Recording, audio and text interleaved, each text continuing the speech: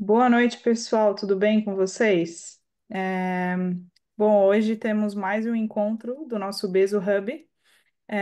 Hoje estamos seguindo o próximo tema do nosso cronograma, que é a parte de criptografia, né? E também a gente vai tocar um pouquinho na parte de permissioning e privacidade, certo?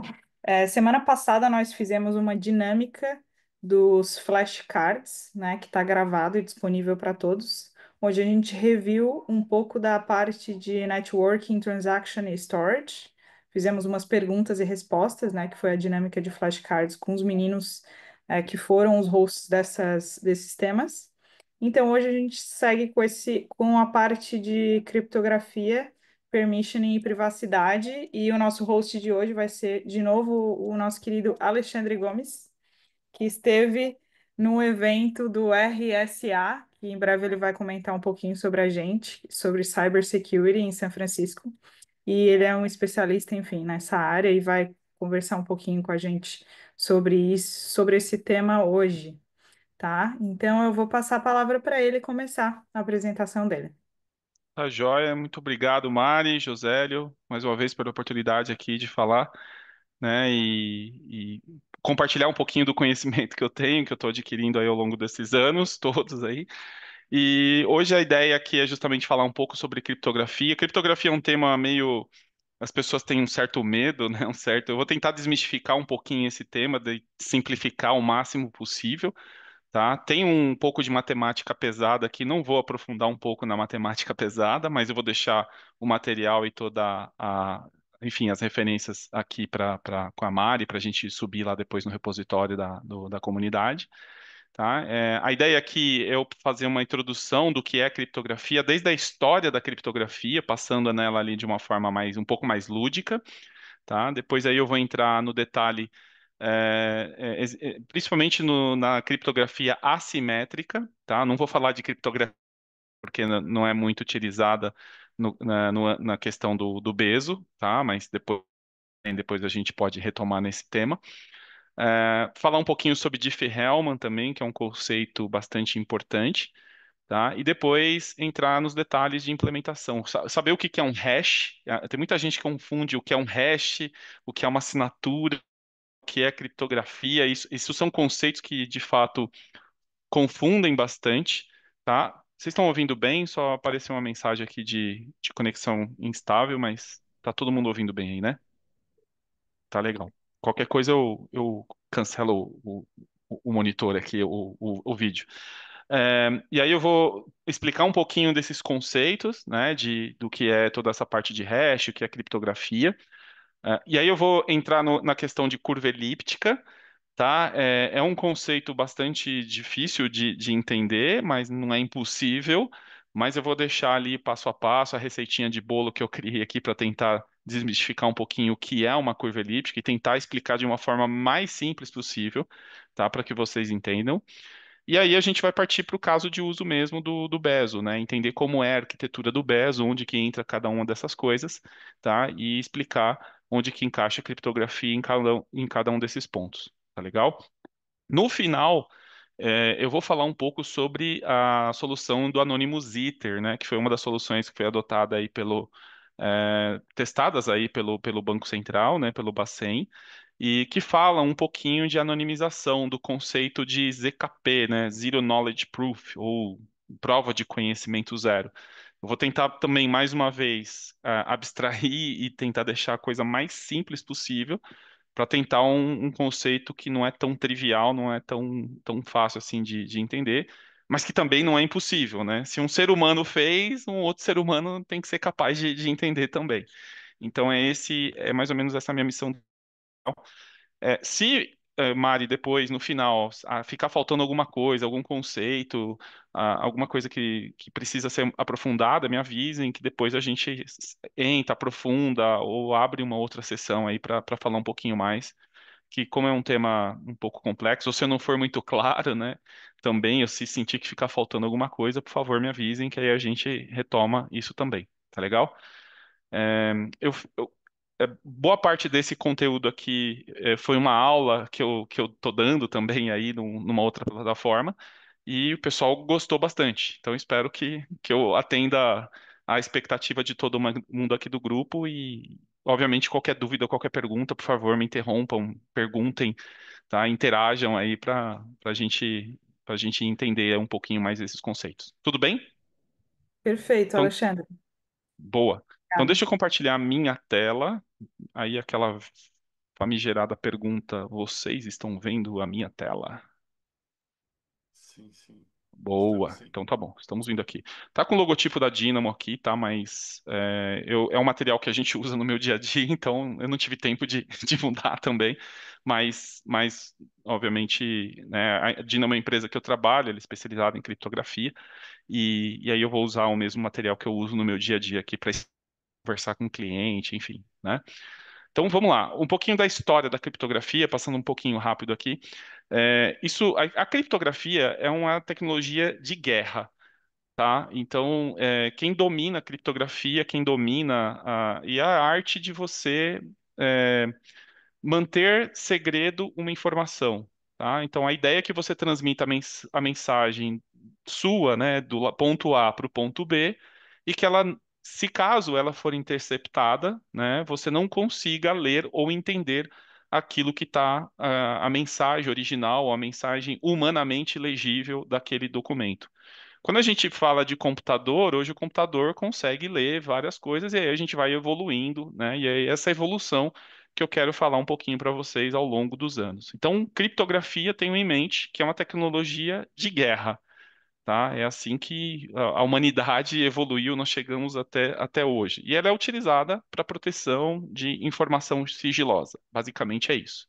Então, ela existe desde o do Egito Antigo, tá? Desde 1900 anos antes de Cristo, aí mais ou menos. Então você tinha os hieróglifos, né? E que até então a criptografia ela era o simples fato das pessoas não saberem ler já é uma criptografia, né? No Império Romano, na Grécia Antiga, as pessoas que não liam, você documentava alguma coisa, mandava uma mensagem, a pessoa não sabe ler, ela não sabe o que está escrito ali, então é uma forma de criptografia. Só o fato de você ter uma população que não sabe ler já é isso. Isso no Egito Antigo, mesma coisa. Só que os egípcios, né, eles tinham uma escrita que não era entendível, né, ou decifrável por eles mesmos. Então ela só foi descoberta na década de 60, 50, 60 ali, onde foi descoberta a famosa Pedra de Roseta, que a partir dela você tinha inscrições, uma parte de inscrição, né, do egípcio antigo, uma parte dela em grego e uma parte dela numa outra língua, que agora eu não lembro exatamente qual. Mas a partir da linguagem grega é que foi feita a transcrição dos hieroglifos para a linguagem que a gente utiliza hoje em dia para o latim, enfim, para o inglês e para as outras línguas, tá? Então foi essa pedra que, né, conseguiu criar ali, decifrar todo o código, né? E aí partiu egiptologia, tem todas as matérias e todo. Eu sou bastante fã desse tema, tá? E gosto de história, principalmente do Egito Antigo. Então é mais ou menos assim que funciona. Então não é a tecnologia nova, tá, gente? A gente está falando de milhares de anos aí. Depois veio o século V antes de Cristo, tá? Que aí tem um exemplo aqui chamado Tale, tá vendo? Você tem uma fita de papel onde você tem uma mensagem aqui, ó, tá vendo? Ela tem uma mensagem, ela tá embaralhada. Só que qual que era o segredo? Como é que você quebrava esse código? Tá? Você tinha um cilindro, tá? Nesse formato aqui, né? De um poliedro aqui, de um octógono, né? Enfim, octógono e que você vai enrolando essa fita de papel. E aí, olha só que legal, ó. De acordo com a formato correto que você enrola o papel, você decripta essa mensagem. Tá? Então, hidden message, tá? Ou seja, mensagem escondida, você consegue decriptar essa mensagem. Tá? Então, isso foi lá para o século V antes de Cristo. Tá? Depois da antiguidade, tá? Começou a surgir uma metodologia chamada esteganografia e substituição simples. Os gregos e os romanos começaram a usar essa tecnologia. A esteganografia a gente usa até hoje. Então, todas as notas, cédulas de papel, informações que são escondidas.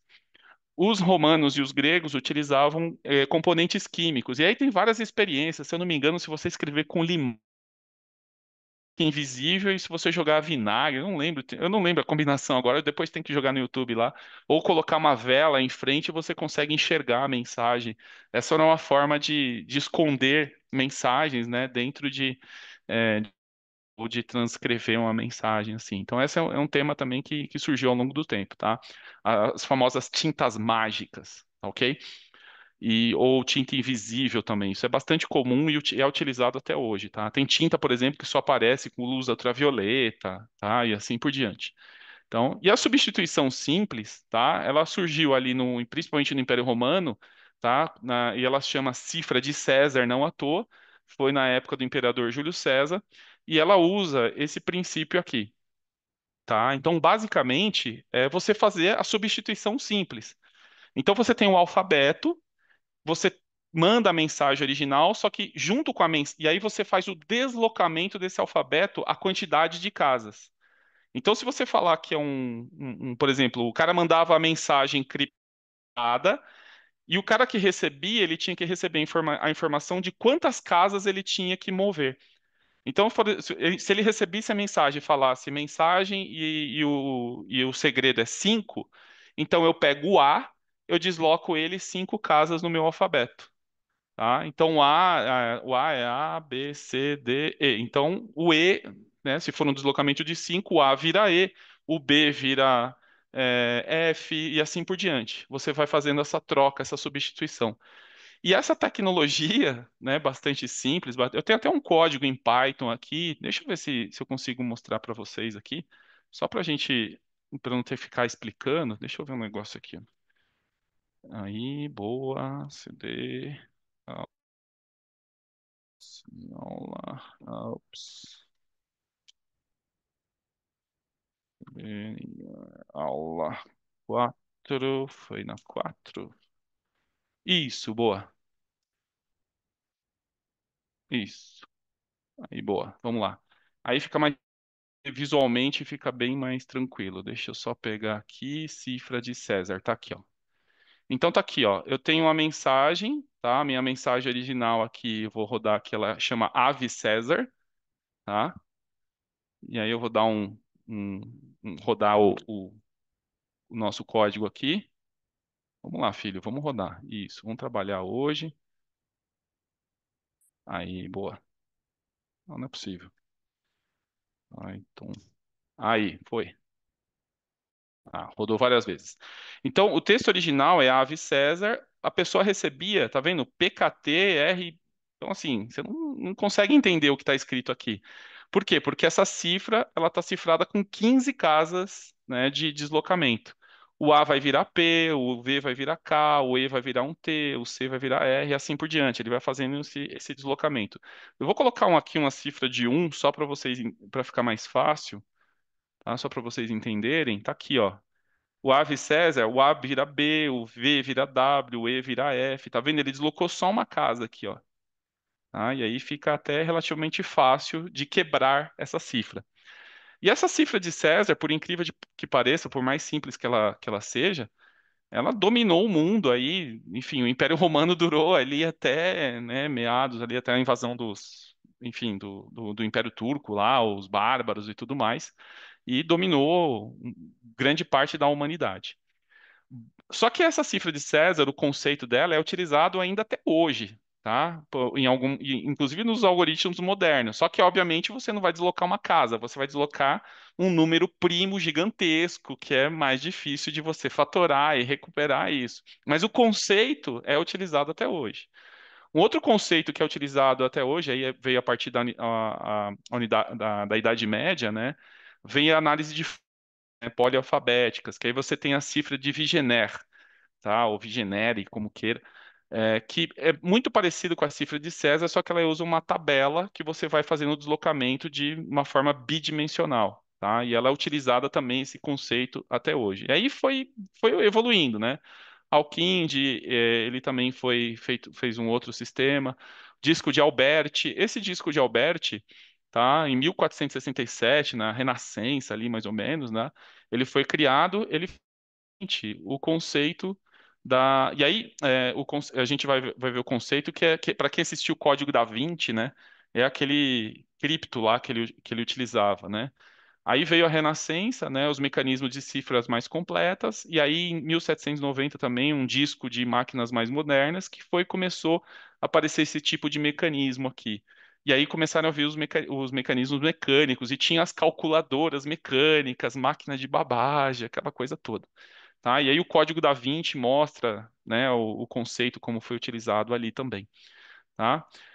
E aí, no século XIX, começou o telégrafo, né? Que o telégrafo também era uma forma de você transmitir mensagens, tá? Só que aí depois, obviamente, ele foi quebrado e foi difundido, as pessoas começaram a utilizar ele como transmissão de mensagem, todo mundo falou. E aí vem um conceito interessante. Sabe esse OTP que a gente usa, né, o segundo fator de autenticação, que a gente recebe um código pelo celular, ou que você tem um gerador que a gente usa, né, no Google Authenticator ou no Microsoft Authenticator? Isso foi inventado em 1917, tá, em uma máquina chamada One Time Pad. Então era uma máquina, tá, eletromecânica, só que o conceito e a matemática dela é utilizada até hoje. Então, a tecnologia que a gente usa né, de segundo fator de autenticação, ela não é nova, né? A matemática que existe por detrás dela é muito antiga já, né? Considerando uma era do computador, ou seja, é até antes da invenção do computador, tá? E foi inventado para coisas de guerra, tá? É, combate em guerra e tudo mais. Aí vieram, né, as guerras mundiais, a Primeira e a Segunda Guerra, e a grande marco que a gente teve de evolução foi essa máquina aqui, o Enigma, tá? Que inclusive eu tive a oportunidade de ver ela de frente lá no Museu da Computação que eu tive lá, e eu vi uma máquina dessa, tá? Então foi bem bacana a experiência que eu tive de conhecer. E essa máquina foi um dos trunfos que o Hitler teve durante a Segunda Guerra. O jogo só começou a inverter para os aliados ali, quando aí tem a história né, do filme lá, o Jogo da Imitação. Para quem não assistiu, altamente recomendo, porque é um baita filme, tá? Não só pela história da criptografia, mas porque a história em si é muito legal. Foi a partir daí que o Alan Turing desenvolveu o computador dele. E se a gente tem um computador hoje, boa parte foi ele que começou a desenvolver, tá? E era uma máquina totalmente eletromecânica. E junto com a máquina ao lado, né, eu tenho até uma foto da máquina do Enigma, tinha uma polia dessa aqui, ó, que é uma polia das máquinas que o Alan Turing fez para fazer decriptografar o código. Foi a partir dessa quebra desse código que ele teve da máquina do Enigma, que os aliados começaram a reverter o jogo, porque eles começaram a se antecipar às ações do exército alemão, do exército inimigo, tá? Isso foi o que aconteceu, tá legal? E ela usava um mecanismo, né, um mecânico ali bastante complexo, que é utilizado também até hoje nas formas mais modernas. Só que aí, ao invés de utilizar uma máquina mecânica que tem limitações de dimensão, você usa um computador que aquele círculo ele pode ter um tamanho infinito e com números estupidamente grandes, o que torna matematicamente decriptar essa mensagem, tá legal? E aí, depois da Segunda Guerra, começaram a vir os computadores, e aí começaram a surgir um cara chamado Claude Shannon, que ele é extremamente importante, tá? Que ele começou a desenvolver algoritmos mais robustos. E esses três caras, que eu tive o prazer de ver ao vivo, esse cara, eu tive quase um troço, que é o tal do Adi Shamir, tá? O Adi Shamir é o S do padrão RSA que a gente tem aqui, tá? Que é um padrão que é utilizado até hoje. Foi a partir daqui que eles começaram a desenvolver. O Shamir também ele desenvolveu um outro processo chamado Shamir Secret Shared Scheme, tá? Que é um outro processo que a gente usa em criptografia e é um cara bastante importante aí para o processo de criptografia. Então esses foram os caras assim que se a gente usa criptografia moderna hoje, né, para comunicação, TLS, assinatura, certificado, são graças a esses caras que desenvolveram esses algoritmos aí que a gente usa até hoje, tá? Até hoje, por quê? Porque existe agora né? Aí a era moderna também, né? A gente vai falar um pouquinho sobre criptografia pós-quântica, tá? Que isso é um tema que está muito em alta, né? Curvas elípticas também, blockchain e Bitcoin, que começou em 2009, né? E utiliza os algoritmos que a gente utiliza. Acontece, qual que é o problema? Nós chegamos no momento agora que nós estamos falando da possibilidade da existência de um computador quântico, tá? E nós estamos cibernética em curso. Esta guerra cibernética é entre China e Estados Unidos. Tá? China e seus aliados, né, Rússia e tudo mais, e Estados Unidos. A terceira guerra mundial aí, tal, que ela já está acontecendo, só que ela é cibernética, tá? E existe uma preocupação muito grande, principalmente do lado americano, de que os chineses já tenham um computador quântico. Então existe uma corrida desesperada dos americanos para conseguir construir algoritmos pós-quânticos. Tá? O que seria um algoritmo pós-quântico? Seria um algoritmo matematicamente, teoricamente, capaz de suportar, né, a possível existência de um computador quântico de que você não consiga quebrar o código, ou seja, descriptografar. Da mesma forma lá que o Turing descriptografou, né? Agora o jogo é o contrário. A gente está imaginando, ou os americanos estão imaginando, que os chineses têm uma máquina que seja capaz de quebrar o código, né, de criptografia e aí invadir sistema bancário, sistema financeiro e acabar com a soberania americana. Tá? Isso foi parte do que eu vi lá na RSA, tá? E a realidade é essa. Tá? Então é isso que a gente está vivendo aqui. Então, existe uma preocupação muito grande, tá? E essa criptografia vai ter que ser utilizada. Aqui tem um link aqui depois para vocês entrarem no NIST. Existe uma previsão de troca, de substituição de algoritmos, né? RSA e a própria ECC, que é utilizado no Bitcoin, que é utilizado na rede do Ethereum, que precisa ser substituído até 2030.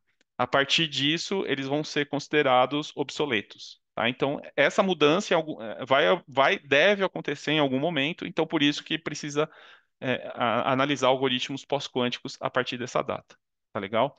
Aí, o tema de pós-quântico, de algoritmo pós-quântico, cara, é um tema que vai umas 2 horas aqui, né? Se quiserem, depois a gente pode fazer uma sessão só para falar de algoritmo pós-quântico, né, de computação quântica, e aí é um tema bem mais complexo, mas é essa a preocupação que está acontecendo agora, neste momento, e que está em curso no mundo. Tá ok? Pessoal, até aqui tranquilo? Dúvidas? Deu para acompanhar? Tá todo mundo comigo aqui. Legal, boa. Tudo Precisar de certo. Dramin, se precisar de alguma coisa assim, me avisem que a gente interrompe aí, tá bom? Bom, qual que é o problema, né, do computador quântico? É a segurança global, as redes VPN, né, o sistema bancário, o sistema financeiro, os sistemas de segurança dos bancos. Então, tudo isso, né, esse é o tema que está hoje e a gente precisa se preocupar. É, o computador quântico ainda é uma incógnita. Ele, existem várias correntes, tá, de que falam sobre o computador quântico e como se trata de uma guerra e é um sigilo absoluto, então existem dois caminhos aí. Tem o lado que as pessoas acham que o computador quântico já existe, já é viável. Tem o outro lado das pessoas que falam, olha, veja bem, não é bem por aí, tá? Calma. Se você conversa com físicos que estudam isso, ainda está muito longe da física descobrir todas as capacidades quânticas, todas as partículas quânticas que existem no mundo, tá? Ou que eles não dominam ainda, não existe equipamento para medir, para verificar esses fenômenos, tá? Mas, por outro lado, há quem diga que a China está bem avançada nesse campo e, obviamente, ela não fala. Da mesma forma que o Alan Turing, né, os ingleses, quando descobriram, quando decriptografaram o Enigma, eles ficaram quietos na deles, ouvindo e escutando todas as conversas. Que aí depois eles começaram a atacar. E isso faz parte dessa guerra, tá? Então, por isso que ninguém sabe ao certo se existe ou não, e é nesse momento que a gente está, se existe ou não o computador quântico. E aí Tu você acha vê que na aquele imprensa. negócio do apagão tem a ver com isso? O apagão que rolou ali, porque disseram que foi um tipo de míssil que daí bloqueou conexão Não, elétrica. Aí eu não eu, sei se tem a ver com eu, essa parte cibernética, é, mas há uma grande suspeita de que foi isso, né? Tipo, eles. é, assim, é difícil ficar levantando teoria da conspiração aqui. É, Eu né? participo de um grupo de cyber, né, e o pessoal comentou sobre isso. É, tudo agora vai ser colocado na conta de cyber, entendeu? Mas não é bem assim. Eu acho que lá realmente foi uma quebra de um cabo principal e aí deu blackout, e acabou uma reação em cadeia. Foi um ataque físico mesmo, físico num cabo principal, como aconteceu aqui. O Brasil já teve um Uhum, parecido nos começos dos anos 2000, 99, 2000, alguma coisa assim. Foi um problema generalizado. Foi uma subestação que deu problema, um cabo que se rompeu e aí foi sobrecarregando, sobrecarregando e aí apagou tudo. Eu acho que pode ser muito mais a ver com isso. Eu vou ser otimista nesse ponto, tá? Não acho que tenha sido um ataque. Se alguém pode sofrer um ataque assim desse sentido, eu acho que o país mais suscetível a isso seria os Estados Unidos. Não sei se a Europa recebeu alguma coisa assim, não entendeu? sei, porque eu não sei. Não sei se eu concordo contigo 100%, mas É, porque ali na Europa, vários ataques eles fazem. Tipo spread, assim, né? Tipo, teve um ataque da Bélgica há um tempo atrás. Tipo assim, não sei, eu não sei até onde vai o nível de envolvimento, mas tem Porque assim, meus quem domina essa desconfiômetros. tecnologia, se fosse, né, porque existe bom, não vou entrar nessa, mas tem Não, não é o tema. uma briga, né, entre muçulmanos e europeus, tá rolando um problema bem sério lá em relação a isso. Mas Uhum, quem domina a tecnologia quântica, em teoria, é a China. Então a China não uhum. teria nenhum interesse de arrumar confusão com a Europa agora, nesse momento. Esse é o Não, ponto, não. entendeu? Então é Uhum. muito mais a ver com isso. Por isso que eu acho difícil. Enfim, mas é teoria também, tá? Não adianta, É. pode, não dá pra saber ao certo. Só a história vai dizer pra gente, tá bom? Uhum. Então, esse tema é um tema de guerra, tá? Então não tem como fugir disso. A gente acaba entrando nessas questões aí. Então, outro ponto que é, né, HTTPS também seria em risco e assim por diante, tá? Então, o ponto é esse aqui. Bom, fugindo então de toda essa parte teórica, toda essa parte, né, enfim, de conspiração, né? Vamos para os temas práticos de fato. O ponto que a gente tem que entender são funções de hash. Isso confunde bastante em relação à criptografia e as coisas corretas, tá? Basicamente, uma função de hash é chamada uma função armadilha, tá? Você tem uma função de hash que qual que é a característica dela? Eu gosto muito de usar esse exemplo aqui. Deixa eu pegar aqui esse carinha, jogar para cá e vamos ver aqui, ó, blockchain, esse cara aqui. Isso aqui é uma forma bastante lúdica de mostrar o que é. Isso aqui é uma função de hash. Isso é um hash. Tá? Um hash significa que é um valor, uma representação, nesse caso em hexadecimal, tá? Que ela sempre vai ter o mesmo tamanho fixo, tá? E independente da quantidade de caracteres que eu coloque aqui, ela sempre vai me retornar o mesmo tamanho. Ou seja, é como se fosse uma identidade digital daquela informação. E a característica da função de hash é que eu tenho esse valor único, tá? E qualquer valor que eu colocar, por exemplo, se eu colocar um espaço aqui, ó, tá vendo que eu só coloquei um hash com o mesmo tamanho, mas totalmente colocar um ponto, mesma coisa, ele gera um outro hash com número embaralhado. E se eu colocar aqui Alexandre Gomes, ele também vai gerar o hash do meu nome.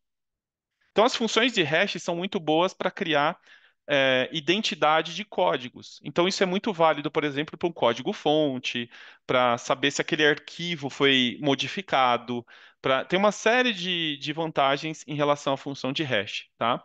Se eu tenho hash, eu não consigo voltar no valor original. Essa é a grande característica da função de hash. Então, ela é uma função de via única. Ela é muito fácil de calcular o hash, mas matematicamente quase impossível de eu retornar para a função original. Qual que é o problema da função de hash? Quando eu tenho valores muito conhecidos, né, uma senha, por exemplo, de 1 a 8, o hash sempre vai ser o mesmo, porque ele é um cálculo matemático. E aí você é suscetível a ataques do tipo Rainbow Table, né, um ataque de tabela arco-íris, se for traduzir ao pé da letra. Tá? Eu vou coletando informações e vou gravando aquele hash. Quando eu achar aquele hash, eu tenho aquela combinação. Então, eu vou criando uma base de dados de hashes com informação que eu conheço, e aí eu vou tendo informações conhecidas. E isso é um tipo de ataque que pode ocorrer, tá? E isso tem vantagens e desvantagens, mas aí tem formas de eu proteger, né? E dentro do blockchain a gente usa muito isso, tá? E aí a gente vai tentar explicar isso aí para frente. Pode falar, José, pois não.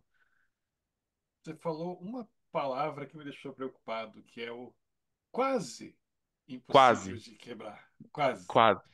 É. Com certeza isso está relacionado com o avanço da computação pós-quântica e tal. Qual que é o tamanho desse quase e qual que é o impacto que nós Esse é temos nas importante. nossas redes Muito blockchain? importante. Muito importante. Por que que é quase? Porque na matemática você trabalha com probabilidades. E a possibilidade desse hash, eu estou falando de 2 elevado a 77, a 70, a 10 elevado a 77.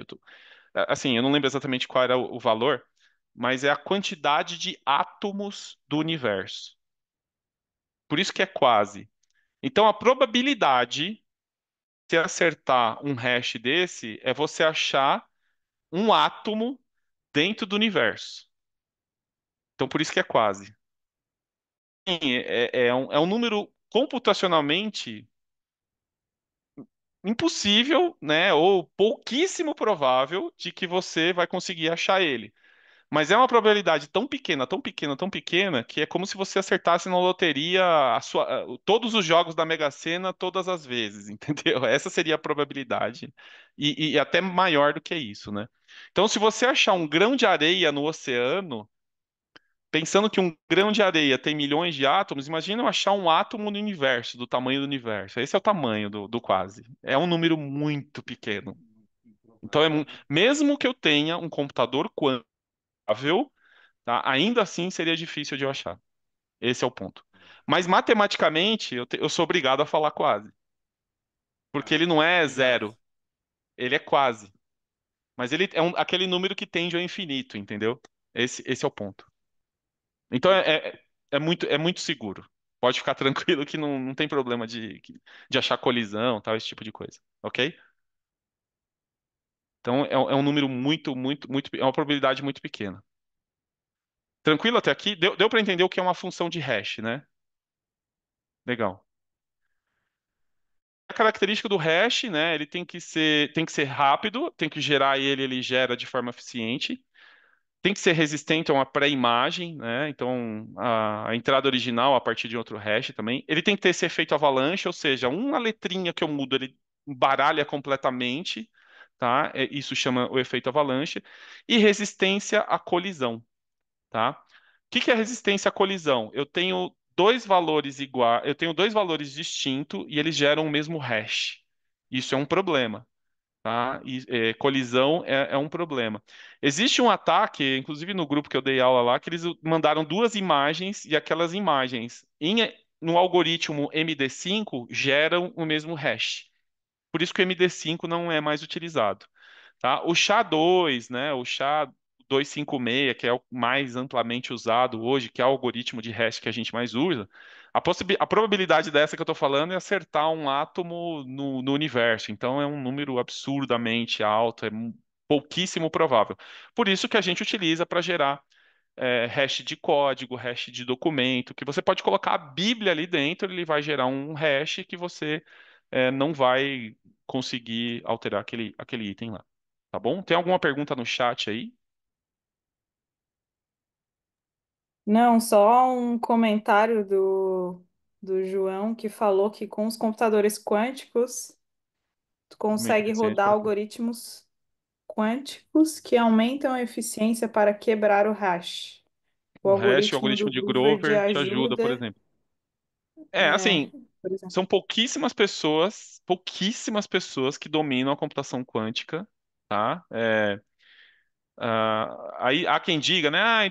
Vem aquele papo da supremacia quântica, inteligência artificial. Cara, inteligência artificial só vai funcionar com algo conhecido. Como é que eu vou trabalhar um algoritmo quântico se eu não tenho nada quântico desenvolvido, se eu não tenho um computador quântico para testar? E como é que eu provo que um algoritmo é efetivamente quântico se eu nem tenho o computador quântico? Então é um dilema bastante complexo que a gente está vivendo agora, tá legal? Então esse é o ponto. Muito bem. Aí depois a gente entra no assunto de criptografia assimétrica. Essa parte teórica eu já estou quase terminando já, tá?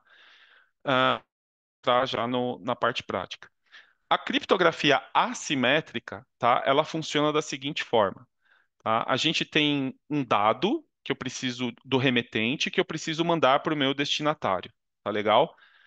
Este meu dado, tá? Ele precisa fazer a seguinte questão.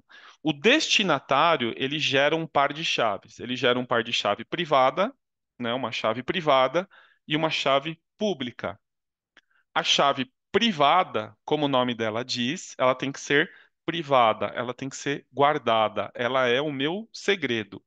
Tá? Se a gente pensar, eu acho que a forma mais lúdica e fácil de entender o conceito de chave privada e pública, a chave pública é o cadeado, que ele fica para o lado de fora. Todo mundo consegue ver, todo mundo enxerga aquela chave ou aquela entrada.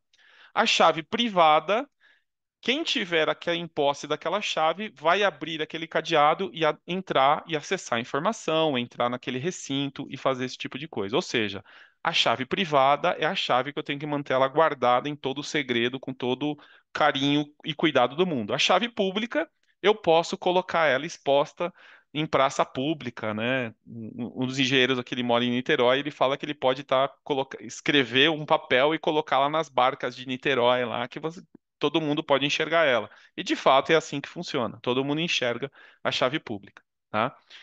Então, esse é um conceito bastante importante. O destinatário, né, o remetente que vai enviar a mensagem, ele requisita para o destinatário, qual é a sua chave pública? E o destinatário envia a chave pública para o remetente.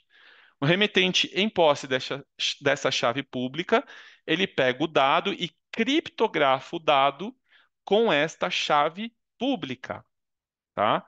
E aí, com este dado criptografado, ele é seguro num canal público, sem grandes problemas, porque só quem consegue abrir esta mensagem ou esta informação é quem possui a chave privada. Tá? E aí, o remetente, o destinatário, em posse dessa mensagem criptografada, com a chave pública dele, ele e somente ele consegue abrir essa mensagem com a chave privada dele. E aí ele faz a descriptografia e tem acesso ao dado. Tranquilo? Deu para pegar aqui a ideia, né? Este é o processo de criptografia assimétrica, tá? Isto não é uma assinatura. O processo de assinatura, ele é diferente, e a gente já vai ver aqui qual que é a diferença do processo de assinatura. Isso aqui é o processo de criptografia assimétrica. Onde que eu uso criptografia assimétrica? Para comunicação MTLS, para comunicação, né, entre um ponto A, troca de mensagem entre o ponto A e o ponto B, para HTTPS, para certificados digitais. É assim que funciona, tá? Eu uso esse mecanismo.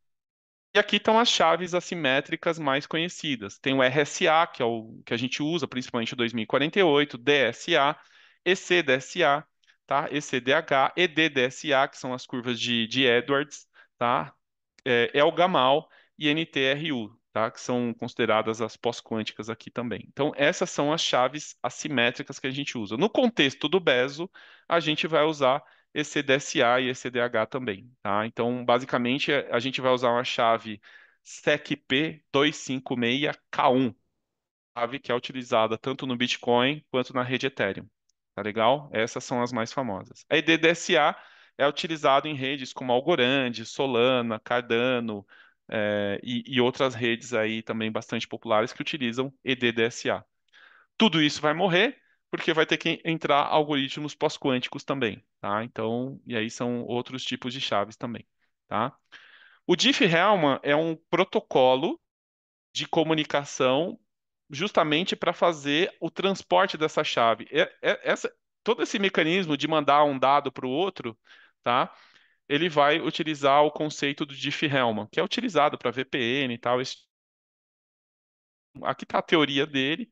E ele usa um mecanismo, a Maria e o João precisa transmitir a informação de um lado para outro. E a matemática que está por detrás disso, a Maria e o João escolhem dados aleatórios. A Maria vai escolher um número G e um número P, tá? E ela vai fazer a transposição disso, isso é matemática, tá?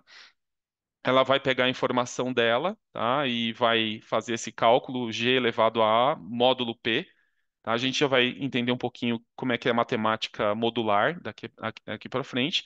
E o lado do J, né? O João vai pegar a informação, vai pegar o G, levar o B aqui, tá? Módulo P. E o segredo da Maria, tá? Vai ser o mesmo segredo do João, porque eles vão comparar o cálculo matemático que eles fizeram entre as informações e o segredo vai ser revelado de um lado e do outro, sem ser trafegado pela rede.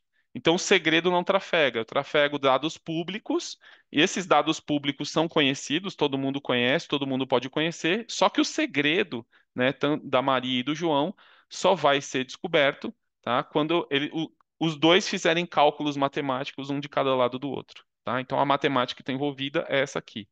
Eu queria até um exemplo, tá, de uma curva pequena, tá? Obviamente que esse dado, se você utilizar números menores, ele é descriptografado muito fácil. Mas quando a gente está trabalhando no mundo real, a gente vai pegar um número primo gigantesco, que aí o cálculo de descriptografar isso é quase impossível, porque a quantidade de computador e esforço computacional que a gente tem hoje não é possível descriptografar, tá? Mesmo que eu utilize muito tempo. E aí eu peguei aqui um exemplo, 5 elevado a 6 módulo 23 é igual a 8. Eu passo o dado 5, 23 e 8 para o lado de cá. O João pega o dado aleatório que ele tem aqui, 5 elevado a 15 módulo 23 é 19, tá? E devolve 19 para Maria. Então, com estas informações, tá? Eu tenho um segredo de um lado e um segredo do outro que vai dar o meu resultado 2. Então, este 2 é matematicamente muito difícil de eu conseguir descobrir utilizando todas essas variáveis aqui, por conta da matemática modular. Tá? E por que que a matemática modular é tão poderosa? Tá? Aqui eu tenho um exemplo em Excel também, tá? Depois, se vocês quiserem, eu posso mostrar. Tá? Eu fiz uma planilhinha do Excel que mostra o Diffie-Hellman aqui. Deixa eu até abrir ela aqui. Dropbox, não sei o que, aula 4. Aí tá, tá aqui, ó. Abrir aqui, ó. Só para mostrar para vocês aqui. Aqui, ó, eu montei um exemplo, inclusive está em Python também, eu queria testar o Python rodando aqui, tá? E aí eu peguei um número 5 aqui, coloquei um número bem grande, tá vendo? Para fazer um teste aqui. O Excel não trabalha com um número muito grande, então eu peguei rodei o Python aqui para rodar, mas se eu colocar 5 e 6 aqui, por exemplo, tá? Ele vai me gerar aqui o segredo de ambos, ele vai fazer esse cálculo, tá? Eu só apliquei aquela fórmula que tem lá e joguei aqui na fórmula do Excel para calcular toda essa matemática e calcular o segredo de um lado e de outro e fazer essa demonstração. Depois eu posso compartilhar isso para vocês, para quem quiser estudar um pouco mais a fundo também. Tá legal? Dúvidas aqui? Perguntas? Tranquilo? Tá? O Diffie-Hellman é importante para fazer comunicação, MTLS, tá? Entre os canais de comunicação. E aí tem toda essa teoria. E aí entra a parte de assinatura digital, tá? Que é bastante importante também. Que aí a assinatura, para que que serve ela? É para dar autenticidade, né? A autenticação da identidade, saber que aquela informação é daquela pessoa mesmo, tá? Da integridade dos dados, ou seja, no meio do caminho o dado não foi adulterado, não foi colocado uma injeção de código malicioso, tá? Nem aquela senha, tá? É utilizado para não repúdio, seja, quem fez a assinatura eletrônica não pode dizer que não foi ele, porque utilizou os dados dele realmente, tá? Esse mecanismo é utilizado no Pix, tá? Então você não tem como falar que aquele Pix não foi feito por você. Porque alguém entrou na sua conta, utilizou a sua senha do banco, utilizou todos os mesmos canais, né? E você tem coisas muito fortes ali, e ninguém pode dizer que não foi você que foi feito aquilo, porque tem elementos muito fortes para e aí essa é a base de segurança do Pix, inclusive, tá? Para utilizar o não repúdio. Tá? Transação eletrônica, a gente usa ICP Brasil, por exemplo, para fazer isso, para um documento legal. E software, né, para fazer validação de atualização em pacotes. Você vai baixar o site de alguém, né? Aquele site, aquele pacote é confiável, eu estou baixando um vírus. Tá? O vírus ele pode ter o software original com um código malicioso dentro. Se eu tiver um hash que foi alterado ali, eu posso ter um problema. Então é por isso que eu uso todos esses mecanismos utilizando assinaturas digitais. E como é que funciona, né? E aí o RSA ele usa para fazer, né, certificado SSL, TLS, tá? DSA também, que é utilizado para o governo americano. O ECDSA e o EDDSA, o ECDSA é o que a gente utiliza no BESO. Então ele vai utilizar faz uma transação da sua carteira e manda para outra carteira, a gente usa o ECDSA, tá? E Bitcoin, Ethereum utiliza isso. E o EDDSA, que são as curvas elípticas, tá? De Edward, Stellar, Toncoin, essas outras redes também, tá legal? Como é que funciona a assinatura digital? Tá? Então eu tenho o original, eu tenho meu dado, eu faço uma cópia desse dado do meu lado original e eu gero um hash, ou seja, eu gero um código, tá, de identificação única daquela informação. Eu pego esta informação e aí eu assino esta minha transação com a minha chave privada, tá? E essa que está a grande diferença de uma assinatura para para uma criptografia assimétrica. Então, eu pego esta informação, este hash. Então, quem já construiu o cartão, já viu como funciona todo o mecanismo que tem por detrás, eu pego o meu payload, ou seja, qual é a rede, de onde eu estou mandando, para quem eu estou mandando, qual o valor, qual o nonce, qual é o gas, gero esse JSON, faço um hash, tá? Por quê? Porque o hash vai me garantir que todas as informações ali não foram alteradas. Qualquer coisa que for alterada ali no meio do caminho, ele vai dizer que não vai ser o mesmo hash. Um ponto, uma vírgula que for alterada ali, ele já já é o hash que ele vai gerar é diferente, tá? Faz uma assinatura eletrônica, tá? Com a chave privada e me gera um arquivo com um dado e um hash criptografado. Ou seja, ninguém pode quebrar. Importo este dado e esse hash criptografado para onde eu quero mandar, no caso da rede blockchain. A rede blockchain vai pegar este hash, tá? E ele vai descriptografar agora com a minha chave pública, tá? Então eu consigo descriptografar essa informação, tá? Com a chave pública que eu gerei, e aí eu comparo com o hash que foi me enviado e com o hash que eu espero, tá? Ele faz essa comparação e aí ele volta essa transação. E é assim que funciona nesse mecanismo de envio de informação, de assinatura, né? E é assim que quando você usa a carteira ah, oh meu Deus, da raposinha aqui, pô. A MetaMask. Quando você Mas tá usa mais. MetaMask, a MetaMask, quando você usa a MetaMask, tô ficando cansado, ficando velho. E quando você usa a MetaMask, quando você usa qualquer wallet, quando você usa, né, a carteira enfim, qualquer wallet que você utilizar para transferir fundos de uma carteira A para a carteira B, ou a sua própria wallet, ou, enfim, o mecanismo que ele vai usar de assinatura é exatamente esse, tá? Então, quando eu for fazer transporte de fundos, transporte de token, validação de um lado para o outro, ela vai usar este exato mecanismo aqui, tá? Na teoria, é exatamente isso. Pessoal, tranquilo até aqui? Válido? Boa? Muito bem. Opa! Bom, aí vamos elevar um pouquinho a complexidade aqui. Vamos falar um pouquinho de curva elíptica. Da onde que vem, diabos, essa tal de curva elíptica que todo mundo fala, né? A gente já falou um pouquinho de função armadilha, que basicamente, né, é uma função hash, ou seja, ela é fácil de eu converter ou gerar um hash, mas ela é praticamente impossível eu ter que voltar do ponto A para o ponto B. Então é como se fosse aquela armadilha de pescar mesmo, que o pescador coloca, que o peixe entra por esse funil, ele fica preso aqui dentro, ele não consegue sair, tá? É esse conceito, por isso que ela chama função armadilha, tá? O que são curvas elípticas, tá? A definição matemática está aqui, é uma função matemática, tá? É uma curva matemática que você vai desenhar, tá? E você tem aqui uma função que y ao quadrado é igual a x ao cubo mais ax mais b, tá? Qual que é a condição importante? Para que ela seja uma curva elíptica válida, tá? O discriminante da equação tem que ser diferente de zero, ou seja, o y ao quadrado tem que ser diferente de zero, porque senão ele vai gerar um ponto único, um ponto singular, que aí é capaz de você, ele é possível, né, fazer a quebra desse algoritmo. Então, é qualquer valor para fazer um valor válido, né, desde que o y ao quadrado não seja zero, tá ok? Então, é isso que precisa ser feito, tá?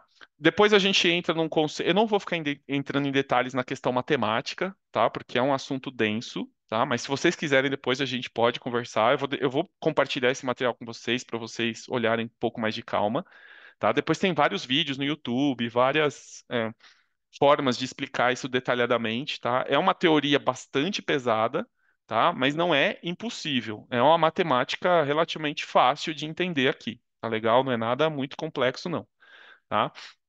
Mas basicamente, a ideia da curva elíptica, ela parte do seguinte pressuposto da multiplicação escalar. Uma multiplicação escalar, né, na matemática vetorial, a gente está trabalhando com pontos dentro do eixo, da coordenada, né, da geometria espacial bidimensional, onde eu tenho abscissas e tenho ordenadas ali, eixo X, eixo Y, tá? E aí cada ponto ele tem dois valores, ele tem um valor de X, ele tem um valor de Y. E quando eu vou fazer a multiplicação escalar, eu vou pegar um ponto e multiplicar e achar outro nessa curva, tá? É assim que funciona por N vezes, tá? E a segurança da curva elíptica, ela se baseia de um problema chamado ECDLP, problema, né, traduzindo do inglês, é problema do logaritmo discreto em curvas elípticas, tá? Porque você não consegue descobrir o valor de K, tá? Você tendo um valor P, por exemplo, tá? É muito difícil você achar qual é o ponto exato, mesmo você tendo um número muito grande de pontos ali, qual é a quantidade de pontos que foi utilizada para fazer aquela multiplicação, tá? É matematicamente impossível fazer, tá? Então, só para tentar simplificar, tá? Qual que é o valor de n, tá? Sendo que eu tenho o valor de 2 e o valor de 16. Esse aqui é fácil e é propositalmente colocado fácil para vocês entenderem aqui. Então, acredito aqui que todo mundo deve ter pensado 4. E esse é o valor de 4, tá certo. Só que quando eu trabalho com a matemática modular, e aí eu já vou explicar o que é a matemática modular, 2 elevado a n módulo 17 igual a 16, eu não sei o valor de n, porque eu não tenho como fazer o cálculo dessa matemática. Porque ele se baseia no seguinte fato, tá? 2 mais 5 módulo 12, tá? Vai dar igual, 9 mais 5 vai dar 14 módulo 12, que vai me dar um valor de 2. Como é que eu cheguei nesse resultado? Tá? A matemática modular é como se fosse um relógio, tá? Então eu tenho um relógio, eu tenho um círculo aqui, que ele vai me dar, ele me deu nesse caso o módulo 12, e aí eu coloquei propositalmente porque é como se fosse um relógio mesmo. Então, como é 14, eu dou uma volta e conto mais duas casas. Por isso que eu chego no resultado 2, tá? Quando eu trabalho o módulo 17, esse relógio aqui vai ter 17, eu vou trafegar ele várias vezes. Quando o número é pequeno, eu consigo chegar num valor até que relativamente fácil. Qual que é o problema? É que o número que eu vou colocar de n, ele é um número muito grande, tá? Ele é um número primo muito grande. E aí o que torna essa tentativa de localizar esse ponto, impossível. Quase impossível. É, computacionalmente muito difícil de fazer esse cálculo, tá legal? Então, por isso que existe essa segurança, tá? E por que que eu falei tudo isso? E por que que eu expliquei no começo que a história da criptografia? Porque estes mecanismos são exatamente os mesmos utilizados na máquina do Enigma, na máquina da cifra de César. É a somatória de tudo aquilo que a gente viu, só que utilizando uma matemática um pouco mais complexa. Mas o princípio é exatamente o mesmo. Da mesma forma que você tinha as rodas ali da máquina do Enigma que faziam as trocas e fazia todo esse cálculo, é aquele cálculo, só que agora numa escala muito maior, muito mais difícil de fazer a decifragem dele. Por quê? Porque o tamanho desse circo ele vai variar para mais, para menos e com números gigantescos, absurdos. Porque hoje eu tenho uma mecânica, né? Um dispositivo que me permite trabalhar com esse tipo de número. Tá legal? Então, basicamente é isso. Aqui são as fórmulas da curva de Koblitz, tá? Que é o SECP256K1, essa é a fórmula que ele utiliza. E aqui a fórmula da curva de Edwards, tá? Elas vão me gerar a seguinte curva, tá? Eu até coloquei aqui, eu tenho um arquivo em Excel que eu tenho tanto a curva de Cobles, dá para a gente brincar aqui um pouquinho, ó. Eu coloquei um valor pequeno só para mostrar como funciona, ó. Esse é o valor da curva. Se eu colocar 0 e 0 aqui, por exemplo, ela me gera um número bastante fácil de identificar, por isso que tem que ser diferente de zero, tá? Se eu colocar menos 10 aqui e 1, por exemplo, ela já me gera um outro tipo de curva, e assim por diante. Se eu colocar 50 e menos 2 aqui, aí ela já vai gerando outro tipo de curva e assim por diante, tá? Nós vamos colocar menos um em um aqui só para facilitar a nossa vida. Essa é a carinha da curva elíptica, tá? Então ela vai ter esse formato, tá? E aqui ela rebate, né, do mesmo lado aqui, onde faz esse cálculo. Eu também deixei esse arquivo aqui para facilitar para vocês. E a curva de Edwards, ela tem essa característica, ela tem esse formato. Tá? A curva de Edwards, olha só que interessante, ela não tem dois pontos, eu só defino um único ponto. Então, se eu colocar menos um aqui, ela vai me formar esse tipo de objeto. Se eu colocar 10, ela me gera esse tipo de objeto. Se eu colocar menos 50, ela já vai me gerar um outro tipo de curva. Tá? Mas é essa propriedade matemática que faz com que eu tenha esses diferentes tipos de curva. E veja que a de Edwards é totalmente distinta, ela é mais fácil de trabalhar, ela é mais rápida de processar, tá? E por isso que as redes baseadas em curva de Edwards são mais seguras, tá? Teoricamente, e mais rápidas de fazer esse tipo de processamento, tá? As curvas baseadas em Edwards, Bitcoin e Ethereum, de Koblitz, perdão, Bitcoin e Ethereum, elas têm uma certa poder de computação um pouco maior que precisa ser gasto para fazer todos esses cálculos aí. Tá legal? Então é isso. E, pessoal, alguma dúvida, alguma pergunta? Então vamos lá. É, essas curvas, né? Eu tenho um ponto gerador, tá? E aí, para fazer o cálculo do endereço, por exemplo, tá? Eu preciso pegar um ponto gerador nessa curva, tá? Esse ponto gerador, quando eu escolho, eu rebato, eu consigo encontrar um outro ponto nessa curva que me rebate um ponto C aqui nessa curva. E este ponto, ele pode ser encontrado, né, rebatido de outro lado, através de um outro ponto D, eu consigo fazer o encontro dele, tá? Que seria, por exemplo, o meu endereço público, tá? E é assim que funciona. Só que, lembra da matemática modular? Eu posso fazer isso N vezes. E quantas vezes eu quiser, eu vou traçando vários pontos N vezes. Isso vai fazer com que eu crie, né, cálculo a minha curva ela deixa de ser conhecida dessa forma bonitinha aqui, como a gente está vendo. E aí, quando a gente vai fazer o cálculo de fato para achar o endereço público, tá? O endereço público ele é resultado do cálculo, tá? De uma curva, vamos dizer assim, num espaço como esse. A matemática que é feita é através de y ao quadrado, é congruente, ou seja, aproximado, igual, tá? X ao cubo mais 2x Esse módulo 97, eu fixo o tamanho, né, do meu espaço que eu quero determinar. Então ele vai até 97 aqui, tá? Ele não passa nem o x nem o y, ou seja, o tamanho da meu círculo lá do modular vai ser 97. Neste caso, no caso real, a gente vai pegar 97 e pegar um número primo absurdamente grande, tá? Porque aí eu não vou ser capaz de identificar um número k, tá? Que é a quantidade de vezes que eu vou fazer aquela rebater na minha curva a quantidade de pontos que eu quero. E ele vai me gerar uma quantidade absurda de pontos, e por mais que eu conheça todos esses pontos, eu não sei exatamente qual é a posição deles, mesmo que eu teste cada um daqueles pontos, porque não tenho certeza de qual é esse cálculo. E é assim a matemática que está por detrás disso, tá? De uma maneira geral, eu pego um número aleatório, tá? De forma randômica, e aí eu preciso ter uma fonte de entropia bastante forte para ter a minha chave privada. A minha chave privada, por exemplo, vem lá da história dos mnemônicos, né, que eu tenho as 12 palavras ou as 24 palavras. Aquilo serve como uma forma randômica de eu gerar a minha chave privada. A minha chave privada, tá, pode ser qualquer valor que eu quiser. Se vocês quiserem criar arbitrariamente a fonte de vocês, vocês vão criar uma chave privada qualquer.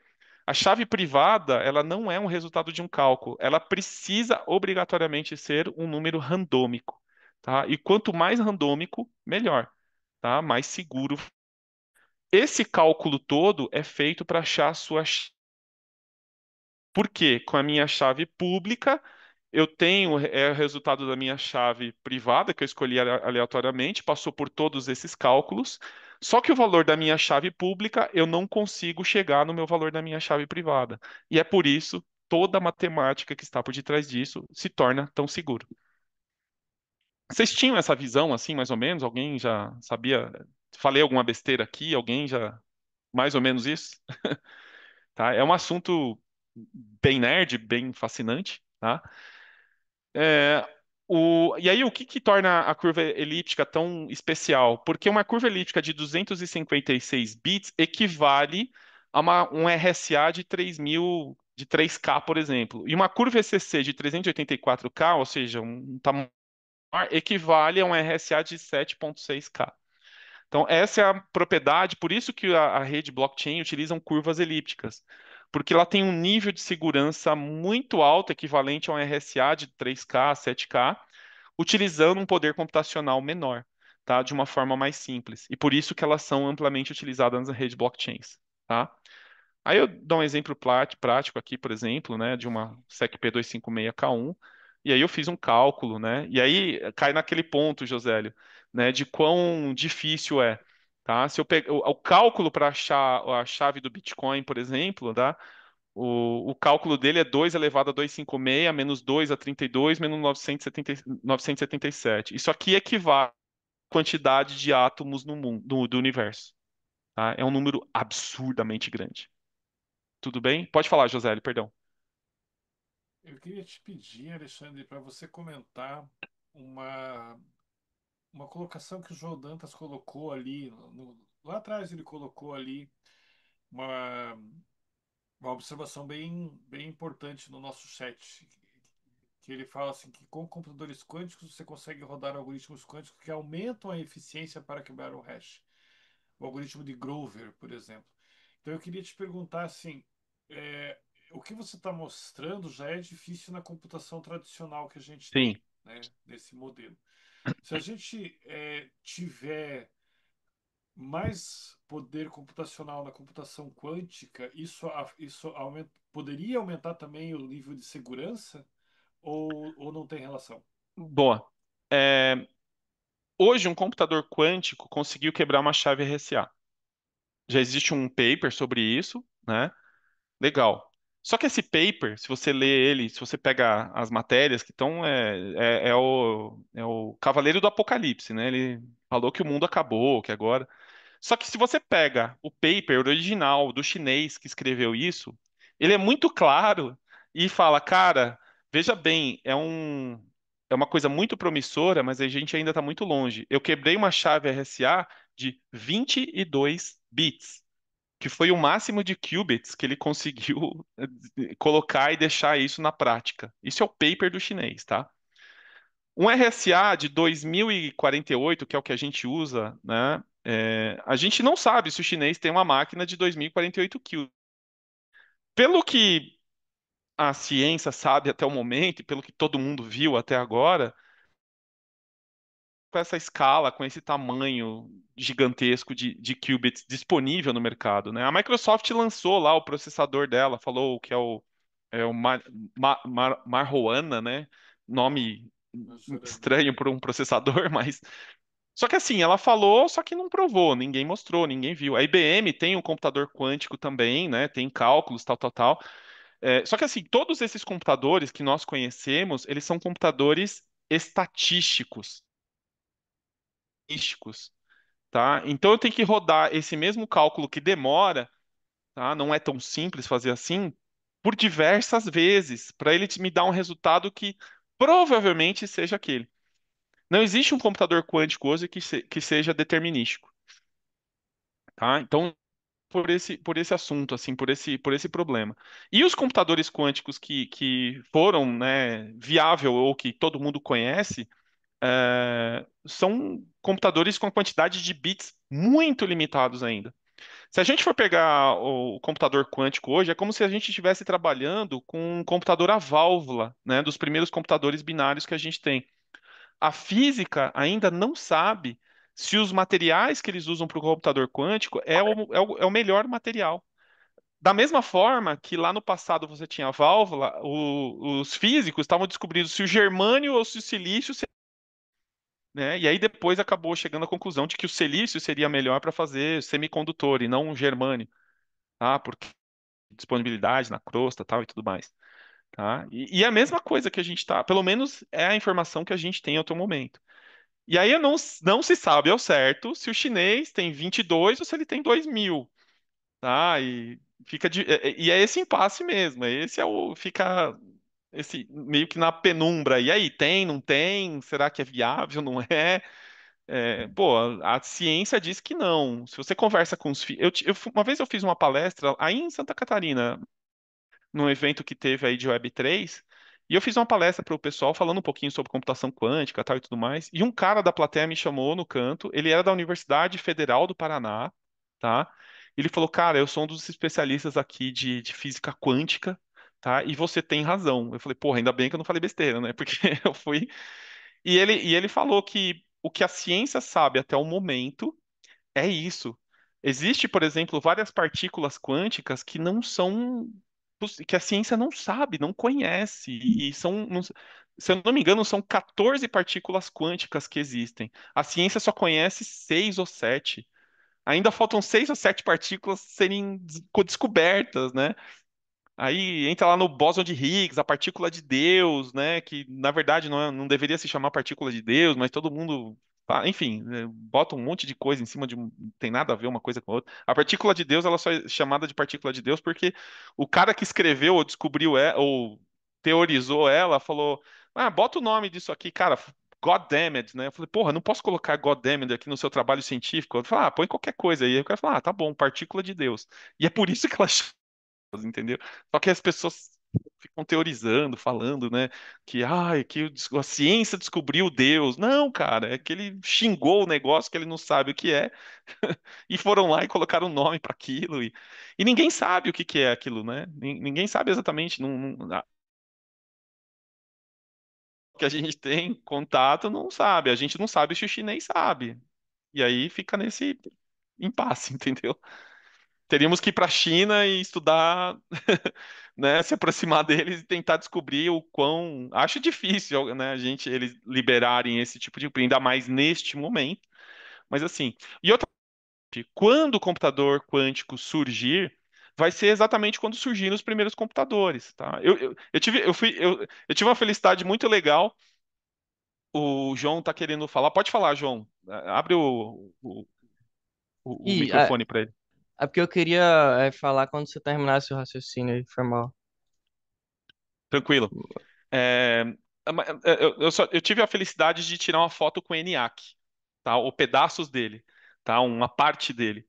E o ENIAC, ele era todo valvulado, ele demorava, olha só quanta história, do ENIAC até hoje, quanto que a gente evoluiu. E o computador quântico, eu classifico ele, e pelo menos o pessoal entende ele, que é o ENIAC da computação quântica. Ele ainda é muito rudimentar, ele ainda tem muito a evoluir, ele usa o melhor, ele não é determinístico, ele não tem, entendeu? Esse é o ponto. Era essa analogia que eu queria fazer. Tranquilo? Pode falar, João.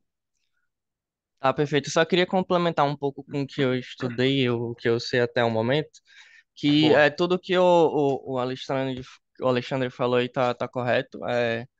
O Boa. computador quântico hoje em dia ele não tem o potencial para rodar um algoritmo quântico capaz de quebrar uma criptografia com a chave muito grande, né, como ele falou, porque hoje em dia a computação quântica ainda não está tão evoluída, os computadores têm poucos qubits e tal, ainda tem muitos erros rolando e tal. E aí, o que é que a literatura fala, a ciência fala, que quando surgir um computador quântico criptograficamente relevante, que aí é com muitos qubits e tal, aí sim vai ser capaz de a gente conseguir quebrar a criptografia atual de hoje em dia que a gente usa, com essas É isso chaves aí. nesses tamanhos que a gente usa. Aí, numa visão de atacante, como é que você poderia fazer isso? A segurança, como o Alexandre falou, a segurança das assinaturas digitais, principalmente o do ECC, ela é baseada no problema do logaritmo discreto, como ele mostrou aí. A forma de atacar seria você pegar a chave pública e, a partir da chave pública, você fazer a volta, que seria resolvendo o problema do logaritmo discreto. Que aí você conseguiria pegar a chave privada. O RSA é você, como envolve primos, né? A chave pública é um número muito grande, e para você ir para a chave privada, que são dois primos muito grandes também, você consegue fazer isso fatorando, né? E aí você consegue resolver esses dois problemas, o problema do logaritmo discreto e a fatoração, usando o algoritmo de Shor, mas aí para você conseguir quebrar a criptografia que a gente usa hoje em dia, né, com as chaves grandes e tal, ainda não existe um computador quântico capaz de você conseguir fazer isso aí. Mas é basicamente dessa forma, você quebra o RSA e o ECC usando o algoritmo de Shor na criptografia simétrica. Perfeito. Perfeito. É isso aí. Obrigado pelo complemento, pela ajuda aí, tá? E o próprio Nada. NIST, ele tem uma agenda, tá? E uma recomendação de que até 2035, né, ou seja, daqui a 10 anos, tá? A gente deixe de utilizar o RSA e deixe de utilizar o ECC. Então, nesse período de agora até 10 anos, até 2035, a gente vai ter essa janela para fazer toda essa migração. Tá? Então, essa discussão de computador quântico ainda, pelo menos o NIST, tá? Ele está recomendando de a gente fazer essa migração daqui até 10 anos. A gente sabe que 10 anos passa rápido, tá? Mas não é amanhã. A gente não tem um computador quântico e é mais ou menos isso aí. João, cara, muito obrigado aí pelo teu complemento aí. Nada. Eu acho que é isso que torna especial essa galera aqui, né? Então tá legal. Tá? Então, só para a gente finalizar, eu não quero entrar no detalhe da matemática muito a fundo. Aqui tem muito slide explicando toda a matemática, de como gerar o número primo, papapá, enfim, número primo não, como gerar tudo isso. Eu explico detalhado, com números pequenos para fazer a geração, né, de todo. Eu vou compartilhar esse material para vocês justamente para facilitar a nossa vida aqui. Tem aqui a EDDSA também, como é feito, a ECDSA, como ela é gerada também, né? Como é feito todo o processo matemático dela aqui. Não quero entrar nesse detalhe, tá? E aí, fazendo um comparativo entre o ECDSA e o EDDSA também, né? Qual é a curva mais utilizada? O ECDSA é o que a gente usa no Ethereum e no Bitcoin, o EDDSA nas outras que a gente falou também, tá? Aqui eu tenho um exemplo depois em JavaScript também de como fazer a assinatura. E aí vamos entrar então no conceito do Bezo. Tá legal? Então, o Bezo são os pontos onde a gente utiliza essas três chaves criptográficas, são as chaves da infraestrutura do Bezo, tá? Então, são esses três pontos que a gente utiliza. Na rede, tá? Aqui eu vou utilizar um certificado para fazer a comunicação entre os nós. na validação do bloco, e aqui entra na parte do permissionamento, aqui entra, perdão, na assinatura do bloco, tá? Não é o permissionamento. O permissionamento ele vai entrar aqui na área da, do protocolo de consenso. Tá? Então, o protocolo de consenso QBFT, tá? Ele utiliza, tá, uma chave criptográfica para fazer a assinatura entre os nós, ou seja, a relação de confiança entre os nós. Ou seja, para produzir um novo bloco dentro da rede, eu utilizo a chave de criptografia, tá, do nó. É assim que funciona. Para eu assinar ou validar um bloco, eu utilizo uma outra chave criptográfica também, tá? Para fazer essa assinatura, tá? E para fazer a comunicação entre as redes, eu utilizo um certificado digital para fazer essa comunicação entre eles. E aí eu tenho este outro item de criptografia aqui, que é a chave que representa o token, que é a famigerada, famosa SECP256K1. Então são esses quatro pontos, são essas quatro áreas que a gente tem criptografia dentro do Bezo, tá? Seja do token, seja da validação do bloco, seja da camada de rede, seja do protocolo de. Tá? Neste caso, eu vou usar o exemplo QBFT. Tá? Os outros módulos, os outros blocos, eu vou ser bem sincero para vocês, tá? Os outros protocolos, eu não sei quais as chaves que eles usam, não entrei muito a fundo, tá? Acredito que seja o mesmo. Quem tiver aí, quem fez a prova aí, se tiver alguma dica aí de poder falar, né? Eu não sei quem que tirou a prova aí, se entra alguma coisa em relação a isso, mas é isso. Alguém quer falar alguma coisa, comentar alguma questão aí? Tranquilo? Vamos lá, então. Então, no caso da comunicação entre os nós, no certificado, tá? Eu gero o certificado, tá? Isso se eu subir a rede fazendo a comunicação MTLS, tá? E aí cada um dos nós vai ter o seu certificado e eu consigo fechar um canal de comunicação TLS, MTLS aqui entre os nós. Tá? E para isso eu preciso usar um certificado. Aí ele vai usar o Diffie-Hellman, ele vai utilizar um certificado SSL e todo aquele conceito de assinatura assimétrica, todo o Diffie-Hellman vai, tá? É assim que funciona. O permissionamento dos blocos, ou seja, tá? Ele vai ser gerado e criado um bloco nessa rede partindo da chave do nó. Então, quando você roda aquele comando do Bezo para gerar as chaves, que gera aquelas quatro pastas, é exatamente, tá, aquela chave criptográfica que faz a criação desses blocos, tá? Então, o permissionamento dos blocos vão ser feito, né, a criação de novos blocos. Aí, o Genesis File precisa permitir que todos os blocos rodem. No caso do Drex, somente o Banco Central cria novos blocos, tá? Então, somente ele que tem a chave de criptografia que faz a criação de novos blocos. No caso dos testes, das demonstrações que a gente fez aqui, a gente configurou o Genesis Block para que todos os blocos possam criar novos blocos dentro dessa rede, tá? Então, ele utiliza essa chave criptográfica. E depois, para validação desse bloco, né, para assinatura dele, utilizando o protocolo QBFT, ou seja, o problema do quórum Byzantine Fault Tolerant, né? Eu posso ter é, X nós ali em down, né? Mas 50% mais um precisam aprovar para que aquele bloco seja válido na rede, tá? Aí eu tenho a minha chave de assinatura também, que é uma chave diferente da criação de blocos, tá? Que ela vai fazer a assinatura do bloco, ou seja, eu vou receber um bloco e ele vou ser perguntado se eu posso validar ou não aquele bloco, se eu for um bloco validador da rede.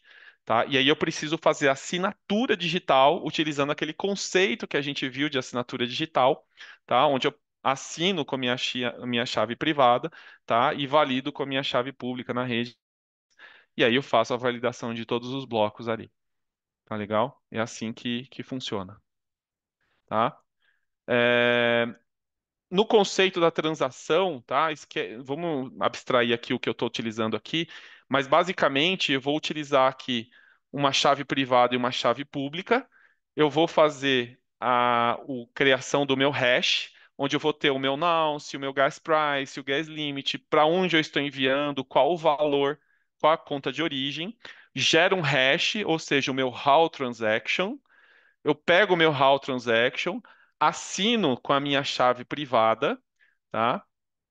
Faço essa assinatura e devolvo uma assinatura, né, para minha aplicação no formato VRIS, tá? Que é justamente o formato da minha curva elíptica que eu fiz a assinatura lá. Ela vai me retornar um ponto chamado RIS. O V é um dígito verificador, são só um bit de paridade, ou ele é 00, ou ele é 01. O restante vão ser 128 bits, tá? Onde 64 bits são o R e os outros 64 é o S, é um vetor calculado da minha curva elíptica, e ele me retorna essa assinatura, e aí eu transmito essa assinatura, valido ela, né, antes na minha aplicação, e gravo isso na minha rede blockchain. E é assim que funciona. Tranquilo, pessoal? Ficou claro? João, tem algum comentário? Falei alguma besteira? Não, tá Valide? corretíssimo. Boa. A gente é esforçadinho, a gente estuda bastante também. Boa. É isso aí. Luiz, o restante do pessoal aí, alguém tem algum comentário, alguma pergunta, alguma dúvida? Tá? Da minha parte, a única coisa que falta aqui é explicar um pouquinho o Anonymous Ether, tá? Se vocês quiserem, eu posso explicar também como funciona. É válido? Não? Muita coisa? Que dos meninos aí que fizeram principalmente a prova, né? Que vocês acham que ficou faltando essa parte de criptografia? Tem alguma coisa de ser destacado, ou até dos ITER? Se Alguém teve, né? A parte pode. não também. O Bom, Como pessoal a desistiu. Alexandre cortou. Cortou o que você falou, Alexandre, por último. Ah, perdão. Se alguém desistiu aí, se o Luiz está na sala, acho que o Luiz que fez a prova também, né? Aí, infelizmente, eu não fui agraciado, não, com o beta. Boa. É, bom, só comentando aqui, né? Em relação à criptografia, tá, acho que tá tudo certo, assim, teve algumas perguntas diretas sobre essa parte de hash, sobre a parte de chaves também. Ah, pelo menos as que caiu na minha prova foram as perguntas mais conceituais, assim, é, um pouco mais superficiais, mas apesar do que eu acredito que o aprofundamento é válido também, e a questão de ali também dos protocolos de consenso, questão de assinatura e geração de chaves privadas também na hora da execução do BESO. Mas eu não me recordo, pode ser também que não caiu na minha prova essa questão do Ether. Mas eu acho que é um ponto interessante a ser comentado também. Pode ser que em alguma prova também caia. eu acho que vale a pena, Alexandre, pelo menos dar um overview, porque está se falando muito disso a nível da. Já se falou de DREX, já falou das soluções que o Banco Central está correndo atrás, várias propostas. E isso é uma boa base. Pelo menos dar uma passada assim para a gente ter uma noção. Tá sem microfone, Alexandre. Oh, perdão. Pelo menos fica gravado para a posteridade aqui também, quem quiser saber. É, Vamos lá, então. Eu vou tentar explicar de uma forma bastante simples, tá? O que é o conceito de Anonymous Ether, tá? Que foi um dos. É que a gente meio que escolheu essa. é, a gente teve várias ferramentas lá que foram testadas para anonimização no Drex, né? A primeira foi o Anonymous Ether, a segunda foi a Starlight da UI, a terceira foi a solução da Parfin chamada Rails, Existe uma quarta agora sendo testada, que inclusive a gente teve contato, que foi a Harpo, que é uma solução desenvolvida pelo Cicobi, que está sendo testada agora. E tem uma quinta, que é da Microsoft, chamada Nova, que ainda ninguém testou, ainda ninguém soube muito bem em relação a ela. Então foram essas as soluções, tá, que foram testadas no contexto do Drex. Do Anonymous Eater foi que a gente se aprofundou mais, tá? E aí eu vou explicar um pouquinho mais para vocês como funciona esse conceito. E esse conceito de prova de conhecimento zero, ZKP, né? Zero Knowledge Proof, ele é meio que parecido com todos os outros conceitos que vocês vão aprender em Stealth Address, tal, e qualquer uma dentro delas, tá?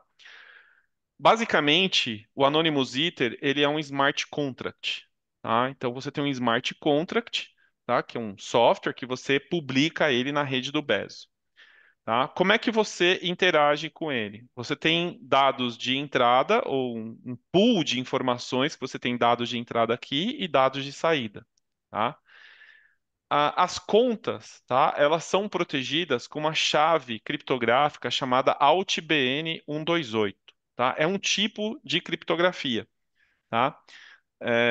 Que não é tão convencional, não é muito comum a gente utilizar e não tem nenhuma teoria que eu expliquei hoje durante aqui, mas segue mais ou menos o padrão daquilo que eu expliquei, tá? Não é nada muito diferente do conceito de chave privada, de uma criptografia assimétrica, como eu mostrei aqui, tá? Eu só não vou entrar no detalhe da matemática que tá por detrás de tudo isso, tá? Que esse aqui realmente não é um conceito é um conceito bastante abstrato. Mas de qualquer forma, cada uma das contas ela vai receber um par de chaves, tá? AltBN 128, uma chave privada e uma chave pública, tá? Então, se a conta um quer fazer uma transferência de R$ 1 para a conta, tá? Eu vou ter a saída da conta um e a entrada da conta 2. O Zero Knowledge Proof, ele é justamente esse conceito, é um conceito de prova zero. A somatória de -1 com um é zero. Ou seja, eu tenho certeza de que houve uma transação, porque a somatória dessas transações vai me dar zero. Qualquer valor diferente de zero, não houve um erro no meio do caminho, tá? E toda vez que eu quero fazer a transação da conta um para a conta 2, eu faço, né, essa transferência de um valor, tiro de uma carteira, jogo na outra carteira. Essa transferência, ela é assinada com a chave de todo mundo, tá? Onde eu gero um hash. Este hash vai para a carteira de entrada do smart contract, tá? Depois que Alexandre, esse smart contract foi gerado, eu vou fazer uma saída, tá? Onde eu gravo esse ledger, onde eu tenho a saída daquele endereço de hash da conta um, endereço de hash da conta 2, que é um endereço aleatório, tá? E aí todos eles vão ser assinados com a chave privada de cada um deles, tá? E somente o A e o B, a conta um e a conta 2, sabe que houve essa transação. A conta 3, a conta 4 e a conta 5 não sabe que houve uma transação. Por quê? Porque ele vai enxergar nesse pool, ele vai tentar abrir a transação. Ele vai tentar abrir a transação. Pô, saiu da minha carteira, fui eu que pedi, então eu conheço. A conta 3 vai tentar bater nessa chave aqui e vai ver que o valor é zero. Então, poxa, essa transação não é para mim, porque eu não tenho nada para mim aqui. Faz essa assinatura, é gerado um novo hash da transação, tá? Então a conta, aí é validado essa transação, eu pego esses hashes aqui, 2 recebe essa assinatura, a conta 3 também vai receber o hash dela, ela assina, a conta 4 história de tudo isso aqui vai dar zero. Por isso que chama Zero Knowledge Proof, porque a somatória de todas essas transações gera tudo isso, tá? Feito isso, eu pego todos esses hashes, mando para o Zen mais o saldo do Z1, mando o hash mais o saldo do Z2, e aí de Elgamal, criptografo essa transação, tá? Gera um hash, e aí a partir desse hash que ele faz a assinatura. Ou seja, deu para perceber que não é uma transação das mais simples de acontecer. Agora vocês imaginem isso rodando na quantidade de volume de transações que a gente tem dentro de uma possível rede do Drex. Ela não é tão simples de fazer. Ela funciona, é viável, mas ela consome muito recurso, tá? Então ela tem toda essa característica de transação, tá? Isso para o Anonymous Ether. Todas as outras soluções baseadas em smart contracts vão utilizar algum mecanismo muito parecido com esse tipo de solução. Algumas soluções são mais simples, essa do Anonymous Ether é bem mais complexa, ela usa uma criptografia mais robusta, mais forte, mas ela é pouco escalável, né, e bastante complexa de fazer essa transação. Por quê? Porque eu preciso dessas transações intermediárias, todo mundo da rede precisa conhecer. Imagina uma transação do Bradesco para o Itaú, por exemplo, sendo espalhada pela rede. Não vai fazer muito sentido isso num ambiente de produção, tá? Esse é o grande prós e contras dessa rede. Funciona, mas ela tem esses desafios aí também. Tá legal? A implementação dela é bastante complexa, não é tão simples. Tudo bem? Inclusive, foi o próprio relatório do Banco Central que deu a definição. O mais importante, toda a transação conhecida como ZKP, ela vai se basear nesse conceito aqui, onde a transação de uma conta da conta A para a conta B, Alexandre, conta um para a conta 2, vai dar, a somatória vai dar zero. Alexandre, Perdão, José. eu não sei se você estava compartilhando a tela, eu não estou vendo. Putz, não? Vocês viram? Eu não estava vendo. Não, também não Meu tava, Deus. não. Oh, perdão. É que Deixa eu você voltar falou com aqui. tanta convicção assim. Pô, Eu aí também ninguém me não parou, estava vendo, eu ninguém. estava à procura. Pô, Eu não quis te perdão, Escrito, tirar gente. o Eu vamos volto, ver. eu volto, eu volto, eu volto, eu volto, eu volto, eu volto, eu volto. Eu vou um pouquinho mais rápido aqui, mas eu volto, tá? Obrigado, Então, desculpa. perdão, aqui vai ficar mais fácil de entender, tá? Então, eu tenho um smart contract que vai para minha rede Bezo, tá? Eu tenho as contas um, 2, e aí eu tenho chaves privadas né, e públicas daqui. Quando eu for fazer a transação de uma conta um para uma conta 2, tá? Depois eu vou compartilhar esse material com vocês também, sem problemas, tá? Para essa transação, eu faço assinatura com a chave, né, tanto a chave privada da conta um e da conta 2, da conta um e da conta 2. Ela me gera um hash, manda essa transação provisória, temporária, tá? Depois dessa transação provisória temporária, todo mundo da rede assina essa transação, tá legal? Todos eles com cada um com suas chaves aqui. Somente quem tem a chave da transação A vai abrir o valor, e somente quem tem a transação da chave 2 vai conseguir ter acesso a esse valor. Os demais vão conseguir transação não é para mim. Se eu tenho zero, houve uma transação na rede, só que não é para mim, porque é zero e ninguém consegue enxergar o que houve, o que aconteceu ali. Depois que foi feita essa assinatura com todas as chaves, eu mando esse hash e aí mando o valor correto. Todo mundo faz a assinatura, né? Cada um pega os seus valores.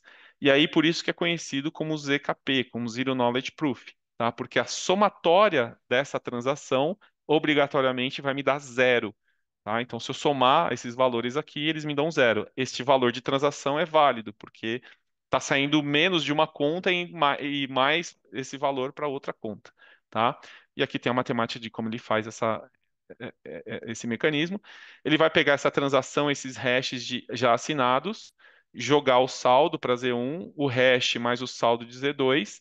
Ele utiliza uma criptografia homomórfica de El-Gamal aqui, que é bastante complexa, e me gera a assinatura para a transação da rede Hyperledger Bezo que todo mundo reconhece, tá? E aí ele transmite isso e valida a transação. Agora ficou mais fácil, né, de entender. Mas ainda assim não é tão simples, né, de entender, tá? Então ela usa essa criptografia de Algamal aqui. Muito legal. Ficou mais claro agora? Mais fácil? Sim. Boa. As outras soluções que não usam o ZKP, elas são também baseadas em Não. criptografia pesada e é por isso que está demorando para você encontrar uma Hum, solução que seja. no caso da UI, que foi a solução mais viável, né, tecnicamente, do ponto de vista também são viáveis, tá? A solução da Parfim, por exemplo, ela usa uma solução de L2. Então, ela adiciona uma camada de transação. Então, as transações que não pertencem à rede, por exemplo, entre Itaú e Banco, elas ficam somente entre o Itaú e o Bradesco, por exemplo, tá? Ou o Banco do Brasil e Caixa, como queira, tá? Elas não são gravadas na rede principal. E ela usa um conceito de buffer, ou seja, de tempos em tempos eu pego essas transações, concentro elas e aí sim eu disparo para a rede principal. Tá? Então ela vai meio que bufferizando as transações. No caso da UI, ela usa o de ZKP, só que ela usa um banco de dados para fazer essa transação temporária.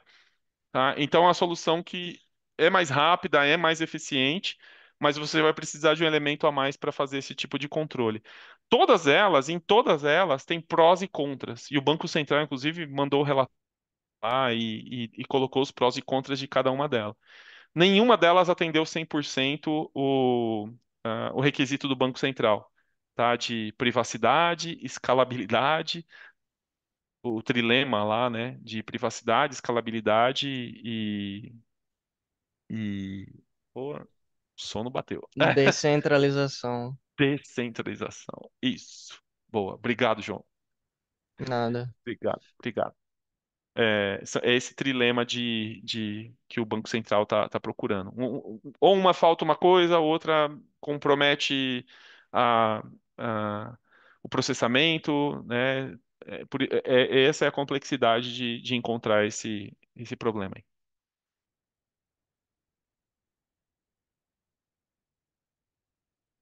Legal? Pessoal, João, atendeu aí a expectativa?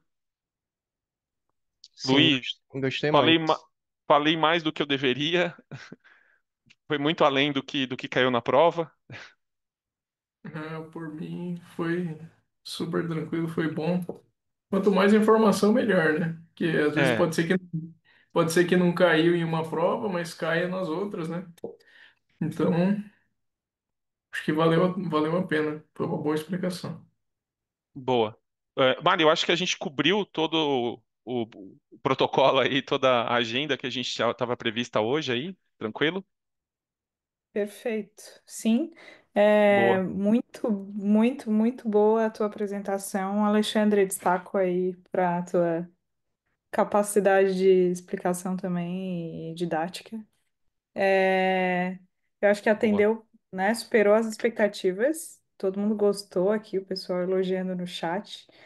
Não sei se tem mais perguntas, pessoal. Se você tiver mais alguma pergunta agora é o momento. Mas também, se surgirem as perguntas depois, eu tenho certeza que o Alexandre pode responder lá pelo nosso canal do WhatsApp também, se precisar trocar uma ideia, Boa. né? E a gente combinou aqui, eu acho que o Luiz chegou depois, né? Para quem chegou depois, porque o Alexandre, como ele estava no evento semana passada do RSA, né, do São Francisco, só querer, se quiser comentar um pouquinho por cima, mas tu já Boa. falou, né, mais ou menos, Alexandre, e a gente combinou de ele falar um pouquinho sobre, né, só cybersecurity em uma sessãozinha separada na próxima semana. A gente faz em uma sessão de meia hora, quem tiver interesse, tá? E a gente vai gravar esse material também para deixar aqui no nosso canal, tá certo? Boa. Posso dar Pode falar um pouquinho, dar uma é, breve aí para o uma pessoal para palhinha, antes de né? É, finalizar. Isso. o tema de cibersegurança, eu posso dizer para vocês que eu venho, né, todo dia a minha área, e lá no evento, mais do que nunca, é, a gente está numa guerra cibernética. Esse é o grande ponto, tá? Perceberam, mas o bandido aqui em São Paulo, por exemplo, no Brasil de uma maneira geral, acabaram aqueles assaltos a caixa forte, a banco, né, que estava acontecendo, barbarizando o mundo aí. Por quê? O bandido entendeu que trocar tiro com a polícia, ele vai pôr em risco a vida dele. Para o crime cibernético, tá? Por uma série de razões, entre elas, quando ele é pego, a pena é muito branda, ele sai no mesmo dia e o valor que ele recupera é muito grande. tá? Então, o crime organizado ele está partindo para esse caminho, tá? Isso, mas como eu disse, a criptografia ela é uma tecnologia de guerra. Então a gente vê aí o ataque a Bybit, né, pelo Lazarus, enfim, a gente tem uma série de exemplos aí que a quantidade né, que vem acontecendo e fraudes, né? O Brasil é um dos campeões em fraude no mundo, né? A gente é muito bom nessa parte aí e temos muitos bons profissionais também para combater tudo isso. Então, o tema, né, da RSA, né, que é a Conferência de Segurança Global, assim, ele está muito ligado à questão da inteligência artificial, tá? Então, os crimes hoje, eles exponencializaram, muito, né, aumentaram absurdamente de forma exponencial, por conta das tecnologias de IA. Então, se você tem IA gerando crime, né, ou fraude ou problemas, você combate IA com IA. Então, as ferramentas de segurança, né, que são a grande maioria e a grande solução que estão sendo utilizadas é inteligência artificial também. Tá? Então, a recomendação, estudem inteligência artificial. Isso serve para blockchain também. Blockchain e inteligência artificial são assuntos que estão meio que encaminhando juntos também ali. Então, isso serve muito bem para esse tipo de aplicação, tá?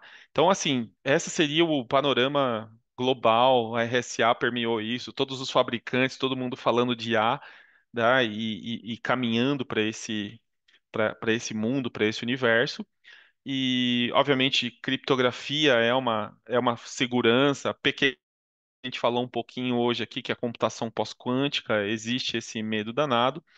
E aí, partindo um pouco mais para o lado da geopolítica, eu conversei com vários americanos e a sensação, tá, que eu tenho, que eu fiquei, que eu saí de lá, é que o americano entendeu que ele está perdendo essa guerra ou que ele tem um cara à altura em termos de tecnologia.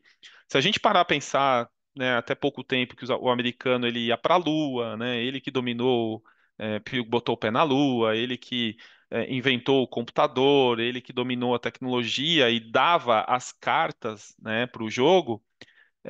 Quem tem todas as fábricas de chip no mundo é a China e a China que virou o jogo.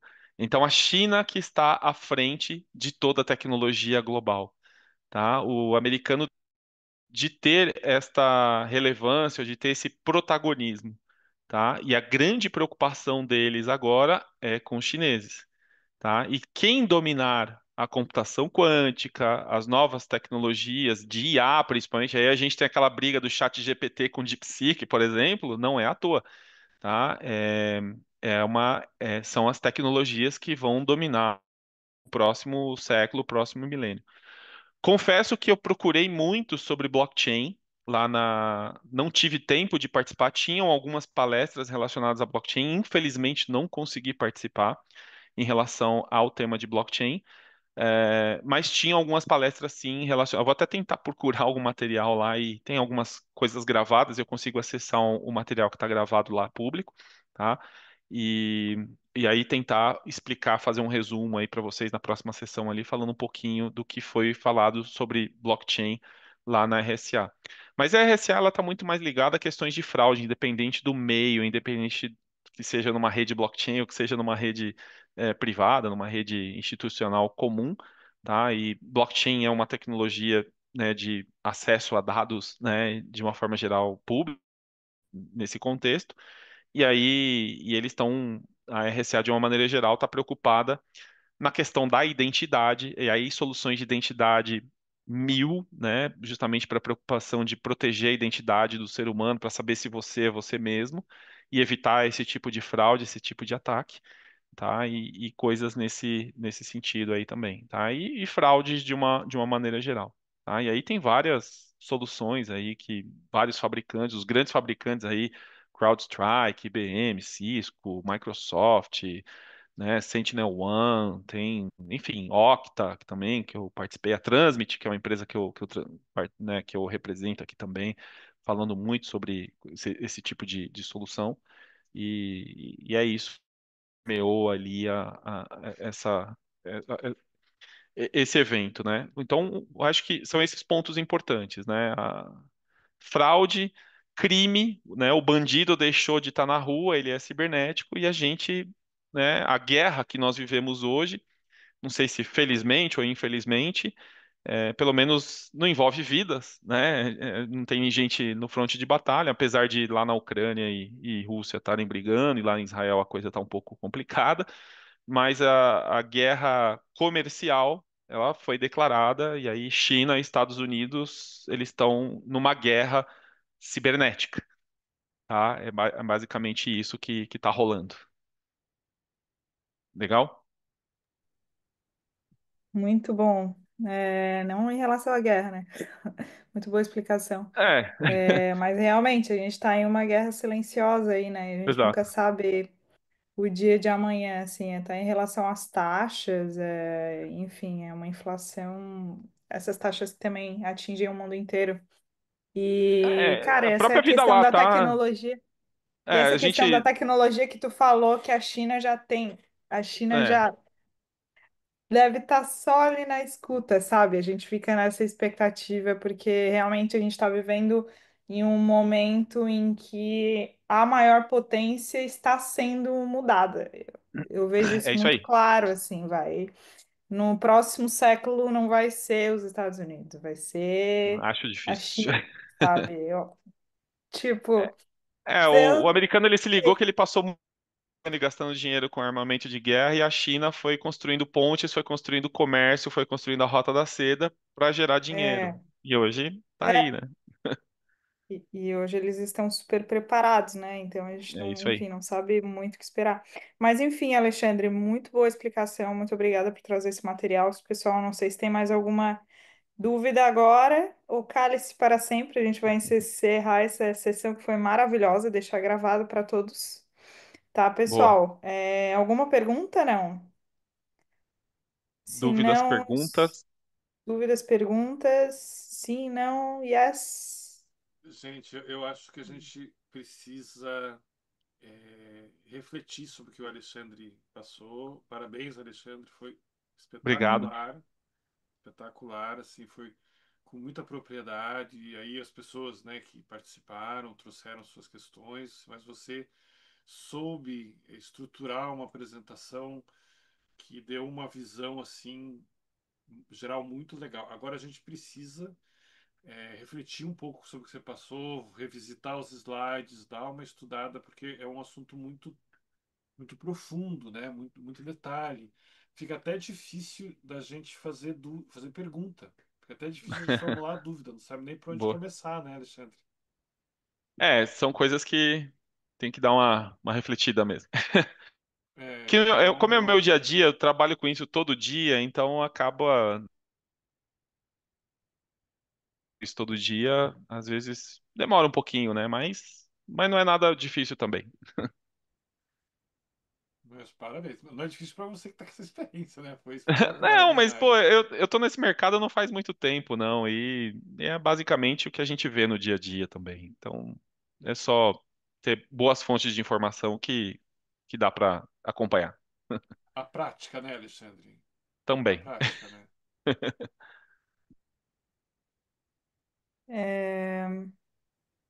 O que eu ia falar?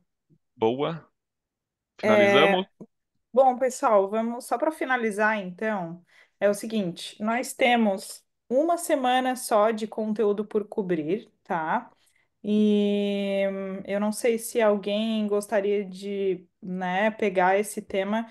Se não, como última semana e sugestão, eu estava conversando com o Luiz Gustavo, a gente pega talvez três pessoas, três ou quatro pessoas, para fazer essa última apresentação da próxima segunda-feira, que é em relação última reunião de conteúdo, né? Depois a gente vai fazer uma revisão geral, que é o tema de Execution Engine, consensos e monitoring.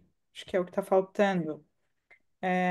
E aí depois, enfim, eu vou conversar com o pessoal ali pelo WhatsApp e tal, e vou, né? Vou ver se a gente consegue montar um timezinho para fazer uma apresentaçãozinha em conjunto, que daí talvez seja mais leve, e para poder fechar os temas da prova do Beso, tá? Mas enfim, a gente vai daí finalizar os temas principais, mas a gente não quer deixar depois de se reunir também, tá? A gente vai fazer uma revisão geral também dessas perguntas e respostas, não na próxima segunda, na final, na outra, aliás, na seguinte, fazer mais um flashcards, uma dinâmica ali com todo o conteúdo também, uma dinâmica geral, e aí depois a gente vai conversando a partir dali, tá? Fora isso, na semana que vem, como a gente estava conversando com o Alexandre, ele vai trazer para a gente um pouco sobre esse tema de cybersecurity, né? E depois eu vou resolver com ele ali qual dia que fica melhor na próxima semana e eu passo para vocês pelo nosso grupo.